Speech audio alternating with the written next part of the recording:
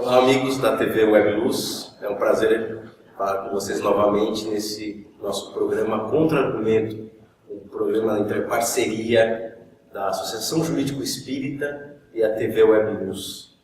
É sempre muito bom bater um papo, trocar ideias, receber informações. Todos esses são os objetivos do nosso programa hoje.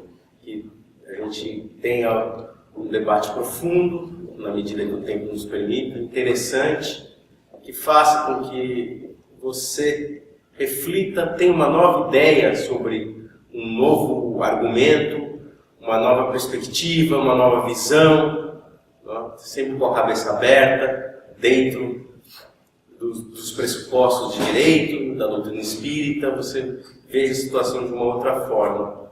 E hoje nós estamos aqui com a nossa amiga Gabriela Cunha Ferraz. Tudo bem, Gabriela? Tudo jóia. Tudo bem. Ela é defensora dos direitos humanos, né? E hoje nós vamos aqui falar um pouquinho sobre sistema carcerário. Não vamos entrar na problemática de falta de verba, de presídio, que é aqui na nossa função. Nós queremos trazer essa questão para debater com vocês por uma outra perspectiva. Até que ponto funciona o nosso sistema carcerário? Até que ponto as pessoas talvez queiram que funcione diante de um crime, diante de uma notícia de alguma coisa que aconteceu? Você sempre vê alguém, mesmo que espírita, desejando, espero que essa pessoa seja presa. E a prisão, que deveria ser algum lugar como uma visão espírita de lei de amor e caridade, espero que talvez essa pessoa seja presa para reavaliar, crescer, evoluir e voltar um novo ser humano melhor. Não. Ela pensa, eu quero que ela seja presa para sofrer, porque eu sei que na cadeia a única coisa que se faz é sofrer. Não é isso, Gabriela? Exatamente isso. Eu acho que a gente precisa refletir um pouco sobre a questão da justiça, né? Então, o que eu vejo acontecendo hoje na sociedade é que a gente desvirtua o conceito do que é justiça. Então, a gente começa pelos ditos justiceiros, que hoje em dia estão se proliferando. Então, são pessoas que resolvem fazer justiça com as próprias mãos. Isso não é justiça, né? Isso não é justiça. Então, a gente não está fazendo justiça com as próprias mãos no momento que a gente prende uma pessoa num poste, né? Isso não é o que é esperado de nós dentro de uma filosofia religiosa, e isso não é o que a lei permite. Né? E no primeiro momento. E segundo, quando a gente prende uma pessoa, o sistema penal ele é pensado de uma forma a ressocializar o ser humano, né? Então aquele ser humano ele não precisaria ser reincluído na sociedade se ele não fosse excluído. Então se a gente mantém uma pessoa, por mais que ela esteja presa, apesar de eu deixar claro aqui que eu nem reconheço o Instituto da Prisão, eu acho que a gente deveria repensar a partir da criação das prisões, mas partindo do pressuposto que essa pessoa hoje é presa, ela vai ser excluída totalmente do seio familiar, ela é excluída do local dela, ela vive dentro de uma outra realidade que infelizmente acaba fazendo com que ela seja cada vez mais segregada de princípios e valores quando ela sai daquele sistema, porque ela vai sair, né? Essa conta vai estar muito maior. Por quê? Não foi feita justiça. A gente usou a prisão, mau uso da prisão. A gente usou de uma forma equivocada. E o pensamento de alguém que a gente ouve muito assim, mas queria ver se fosse com você, né, com sua filha, se aquele cara estuprasse sua filha. Nós espíritas podemos ver isso, né, não só como operadores de direito, né, é uma discussão assim, muito pessoal, né, você tem que dar uma resposta, bem, sou contra afastar essa pessoa da sociedade. Eu acho que no Espiritismo, nós aprendemos que a gente só evolui em sociedade, né? Em contato com o outro, com o conflito. Sem o conflito, ninguém evolui. Se vivêssemos aqui só coisas boas, sem uma disputa, não teria uma evolução. A gente precisa de... Mas como a gente pensar nisso e de repente, confortar ou falar para uma pessoa, não é o melhor caminho afastar essa pessoa da sociedade? Como você acha que... Olha, Marcelo, eu penso de uma maneira muito curiosa. Eu penso assim, as pessoas perguntam, se fosse a minha filha que estuprasse alguém, meu filho estuprasse alguém, eu penso, e se o meu filho estuprasse alguém? Não se minha filha fosse estuprada, mas se o meu filho estuprasse alguém, você pode responder pelo seu filho? Não posso. E se um dia eu estiver dirigindo e eu estiver irada e me acontecer um problema e eu sair e agredir fisicamente a pessoa que está pelo meu carro? Ninguém está livre disso. Ninguém está livre disso. Se sequestrarem minha mãe hoje e me obrigarem a levar droga para a Índia, eu vou levar. Cada um tem o seu ponto fraco. A gente não pode botar o dedo na cara da outra pessoa e julgar. Você pode fazer isso. Seu estuprador, seu ladrão. Você conhece a história daquela pessoa? Você parou para entender o que fez com que aquela pessoa cometesse aquele momento de deslize? Ninguém para pensar nisso. Ninguém para pensar que aquilo é um ser humano.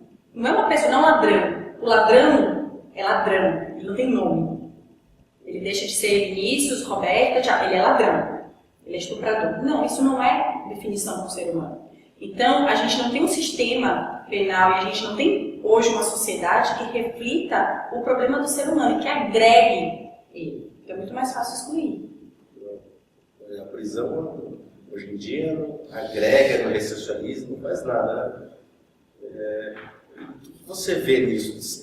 De vez em quando nós que defendemos o ponto de vista, a gente grita: precisamos melhorar as prisões, porque assim não está funcionando, não ressocializa ninguém. E que eu falei assim, agora no começo, será que a gente não muda as prisões, não melhora porque a sociedade geral não quer mesmo? Não é isso? Talvez. Ninguém quer que a prisão se torne, claro, a prisão precisa ser um lugar bom, não precisa ser um hotel 5 estrelas, mas ninguém quer que seja um lugar de uma pessoa pensar mesmo, refletir, não. Eles querem que seja uma pena física, né? Voltamos.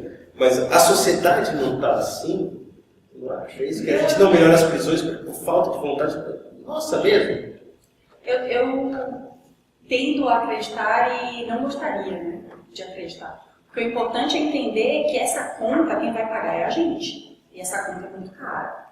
Então, no momento, por exemplo, que uma pessoa é egressa do sistema prisional, eu, como empresário, eu não ofereço emprego para essa pessoa, porque ela é egressa, sabe quem vai oferecer emprego? O tráfico, porque a porta está aberta. E sabe quem vai pagar essa conta? Seu filho, meu. Então, assim, enquanto a gente não entender que a gente precisa de caridade, e a caridade, aqui uma coisa importante, é entender que o que a gente aprende é que ser caridoso com quem nos faz o bem é muito fácil. Ser caridoso com a sua mãe é muito fácil. Agora, ser caridoso com quem nos faz o mal, essa é a verdadeira lição.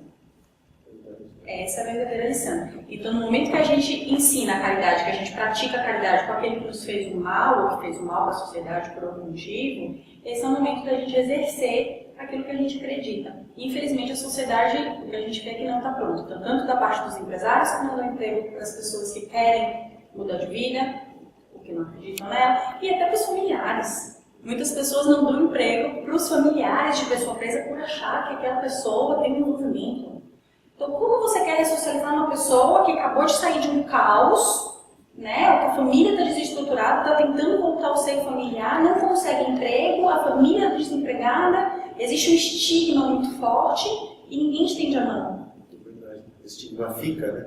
Uma vez presidiário, ele acaba absorvendo esse estigma, né? Tem até aqueles estudos, né? A pessoa entra na penitenciária de um jeito e parece que aquelas gírias, né, que a gente chama de gírias de cadeia, entre aspas, a pessoa absorve o resto da vida porque ela serviu, ela investiu a roupa que a sociedade colocou nela. Você é bandido, você é presidiário, se comporte como tal, né? Por isso que ele se comporta daquele jeito, um jeito meio padronizado, né? Você vê o presidiário com aquela cabeça baixa, como está, né? Não, doutor, sim, doutor, né? Aquela Isso coisa. É tão cruel, né? Isso é tão cruel. Isso é a gente entender, por algum motivo, para você explicar qual, nós somos melhores, e a gente impõe uma maneira a outra, que a pessoa tem que se comportar daquela maneira. Isso é de uma crueldade, né? De uma intolerância, que eu realmente me recuso a acreditar que o ser humano possa ser assim. Gabriela, aí tem uma coisa que me incomoda muito, é a questão da pena ultrapassar até a pessoa da pessoa que a cumpre, né? Muita gente fala, os advogados, mas a pena não é pessoal, ela não passaria, né? Para a família, quem cumpre é só quem cometeu, não tem nada a ver, né? O irmão, o que é o irmão e a mãe não vão para cadeia, né? Não estão cumprindo nada, mas parece que não é bem assim, né? Não é nada assim, né? Apesar da gente ter uma Constituição e legislações que dizem que a pena não pode passar da pessoa do apenado, o que acontece hoje é que toda a família sofre. E isso faz parte do que a gente está falando de um sistema penal vingativo. Então eu quero que você sofra, eu quero que a sua mãe sofra, eu quero que a sua esposa sofra, os seus filhos sofram. E isso, para mim, a parte que fica mais claro é a parte das revistas que são feitas nos visitantes de presídio. Né? Então hoje a gente tem uma revista que ela é extremamente vexatória, ela é humilhante. Né? Então a gente tem pessoas que vão visitar seus entes queridos e elas têm que pagar um preço por isso. Então se você quer visitar o seu filho, você tem 80 anos, você vai, se submete aí numa unidade penitenciária, visitar o seu filho, você tem que se despir completamente, você tem que agachar 3 vezes numa sala cheia de outras mulheres, você abre sua genitália com a sua mão, levanta seus seios. Então você é inspecionada intimamente, né? E aí é essa parte que é extremamente indigna do sistema. Então, nada mais é do que você humilhar e você passa aquela pena e aquele sofrimento para o familiar. Por quê? Porque as estatísticas já mostram, existem dados, existem pesquisas que mostram que a cada 10 mil visitantes portam algum objeto irregular. E aqui eu estou falando de objetos irregulares, ou seja, entra biscoito recheado, né? Eu estou falando de açaí, não estou falando necessariamente de drogas e armas, né? Até porque o número de armas é 0. As armas não cabem numa genitália de uma mulher. Então a gente, em nome de 3 pessoas de 10 mil, a gente usa isso como uma prática que acaba, ao meu entender, servindo única e exclusivamente para você segregar cada vez mais essa pessoa. Porque você, enquanto preso, você pede para sua mãe não vir te visitar. Você pede para sua filha não vir te visitar, para o seu bebê não vir te visitar, porque essas revistas são feitas em bebês, em crianças pequenas, em senhoras de idade. Então, cada vez mais você está mais solitário, você está mais excluído. Então, você rompe esse vínculo. Não existem mais orelhões dentro das penitenciárias. Né? Então, eu uso o celular e eu não permito orelhão. Como eu mantenho o vínculo? Como eu ligo para o meu filho no dia do aniversário dele? Né? Então, a gente segrega, a gente faz todo mundo sofrer. Ainda a pena passar mesmo, a mulher sofre, você tira esse contato que... é uma forma da pessoa melhorar, de ressocializar, né? Eu odeio esse termo, ressocializar, né? Porque essa pessoa é um bicho, precisa entrar numa sociedade de novo, né? Mas você tira esse contato com a mãe, que é a pessoa mais próxima te dá amor e não te julga, você tira o contato com o filho, né? Então, o poder de amor, o poder de transformar, né? E é engraçado porque todos eles, quando relatam uma mudança de vida, eu quero mudar, eu quero ter emprego, e muitos deles, quando a gente pergunta o que motivou, a resposta é a minha família. A minha mãe nunca deixou de me visitar, o meu filho veio me visitar, eu quero ser um pai melhor para o meu filho. Então você percebe que esse contato familiar é fundamental para que essa pessoa não perca os vínculos com a sociedade, com a família. Então, as revistas são extremamente vexatórias. Existe um projeto de lei hoje que está no Senado Federal para ser votado para acabar com esse tipo de revista invasiva, mas também existe o fato de eu mandar uma pessoa presa para ela ser presa numa unidade penitenciária que fica a 600 quilômetros da família. Então eu faço com que a família sofra, porque ela tem que acordar às 4 da manhã, ela tem que se arrumar, ela tem que arrumar a marmita, porque o Estado não dá nem sabão em pó, nem cândida, nem nada para ela se arrumar, então a família tem que levar. Se a família não consegue chegar a 600 quilômetros daqui, a pessoa não tem. É estranho, porque a gente vê, a gente sente e percebe que o sistema prisional é falido e não funciona. Mas, ao mesmo tempo, né, é uma sociedade nossa esquizofrênica. Se a gente vê que não funciona, a gente sempre pede os crimes serem apenados com prisão, né? Porque parece que assim, na cabeça nossa, não funciona. Eu errei, eu cometi um delito, então assim, a pena é prisão, deve ser prisão. Parece que a gente está entrando numa onda de cada vez mais crimes, até de cunho menores, cunhos patrimoniais, né? Parece que só visamos proteger o patrimônio, os bens, sejam apenados com a prisão, o cárcere, né? E acho que isso é uma visão extremamente deturpada da sociedade. A gente acha que tudo que está fora da prisão é impunidade. Né? Então a gente fala em impunidade como, né, isso não existe. Até porque, se o sistema prisional funcionasse, hoje a gente tem 600 mil brasileiros presos, 600 mil pessoas dentro de cárcere hoje, agora. Então, se funcionasse, a gente não teria uma sociedade tão violenta como a gente está tendo. né? Se ela funcionasse para alguma coisa, se esse é o seu objetivo.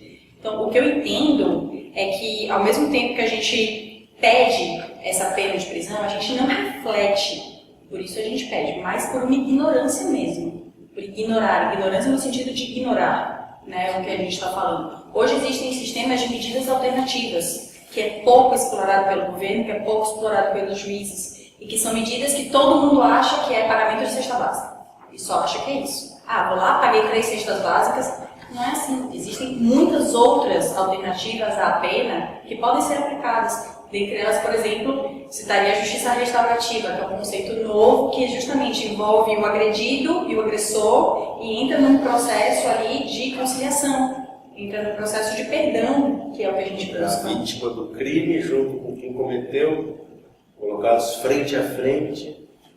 E isso já está previsto, né? Já existem cursos para pessoas que querem participar disso e a gente precisa ter um judiciário mais ousado, né? Menos conservador, né? A gente precisa de um ministério público menos conservador. Essa justiça restaurativa você me lembrou agora, né? O próprio mundo espiritual, né? Quando você desencarna, você não está ali frente aos seus desafetos, né? Botado ali na cara a cara dos seus erros, né? E isso torna a gente, num primeiro momento, sofre, depois nos fortalece, nos faz evoluir, né? A justiça restaurativa é mais ou menos isso, né? Um infrator na frente de uma vítima e ela mostrando na cara dela: olha o que você me fez. De repente, eu acho que dói até mais no coração do que qualquer prisão, né? Porque a pessoa vai sentir aquela energia e, né, talvez faça refletir, faça... E é muito mais humano, né? É que a gente está falando de humanidade, a gente está falando de ser humano, a gente está falando do perdão, a gente está falando da lei de amor, da lei de caridade. Então, vai muito nesse sentido. E o que a gente vê na sociedade hoje é um retrocesso, no sentido de que a gente quer punir mais, a gente quer ter mais presídio, a gente quer construir mais presídio, a gente quer dinheiro para construir presídio, a gente quer criar mais penas. Então, hoje a gente está com uma lei para ser votada para, mais uma vez, criminalizar, tipificar o crime de queimar ônibus. Hoje em dia, queimar ônibus com prisão, queimar ônibus hoje em dia te dá mais prisão do que queimar um ser humano.